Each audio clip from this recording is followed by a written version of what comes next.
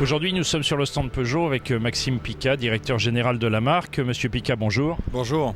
Alors, beaucoup d'actualités pour Peugeot et puis surtout des chiffres assez impressionnants. Les ventes de septembre, une véritable explosion, plus 25,7% avec un gain de 2,8 parts de marché. À quoi on peut attribuer ça ? Alors c'est la première question que j'ai posée à mes équipes et aux concessionnaires que j'ai croisés dans les heures qui suivaient. Ce qu'ils m'ont dit, c'est tout marche, toute la gamme fonctionne et c'est vraiment la cohérence de la gamme qui est aujourd'hui le héros sur le stand Peugeot.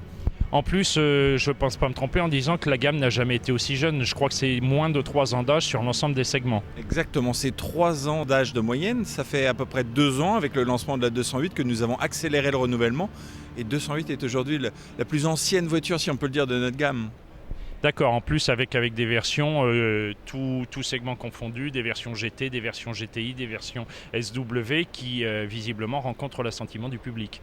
C'est exactement ça. Nous voulons nous concentrer sur les modèles forts de notre gamme, 108, 208, 2008, 308, etc. Mais sur chacun de ces modèles est capable de proposer des versions plus haut de gamme, comme une 208 GTI 30 ans qui a été préparée par les équipes de Peugeot Sport, ou une 308 GT. Et à chaque fois, c'est plus de dynamisme et aussi plus de raffinement à l'intérieur. 508 qui marche plutôt bien aussi, connaît son relifting, avec en plus des nouveaux moteurs à la fois essence et diesel plus propres qui arrivent sur le marché.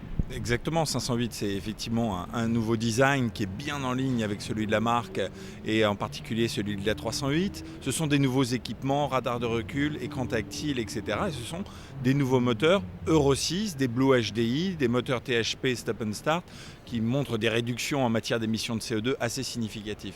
Alors là, on est devant un concept, devant le Quartz, qui pourrait préfigurer ce que pourrait être le 3008, une sorte de coupé SUV. Bon, comme souvent avec les concept cars, on n'est pas tout à fait proche de la série, mais ça donne un peu la direction dans laquelle vous travaillez. Vous avez raison, les concept cars sont aussi là pour brouiller les codes et en même temps montrer l'avenir. Ce qu'il faut savoir, c'est qu'on est le premier fabricant de crossover en France et clairement, ça, aujourd'hui, quasiment 30% de nos ventes mondiales, ce sont des silhouettes qui marchent dans le monde entier. Et donc nous avons 2008, nous avons 3008, nous avons déjà dit que nous travaillons sur le fait d'en avoir un encore plus gros et le fait d'avoir une gamme que clairement Quartz montre la direction était important pour nous à Paris cette année. Autre point très important, comme la marque sœur, comme Citroën, la Chine est en train de devenir votre premier marché. Ça paraît un petit peu étonnant, non ? Vous avez une explication, j'imagine. Alors, il y a une bonne explication. D'abord, c'est que c'est le premier marché mondial. Donc, c'est rassurant de savoir que le premier marché mondial est notre premier marché. Ça veut dire qu'on s'y développe bien. Mais c'est plus que ça. On a une croissance exceptionnelle. La marque Peugeot en Chine, c'est 40% de croissance dans un marché qui fait plus 10%.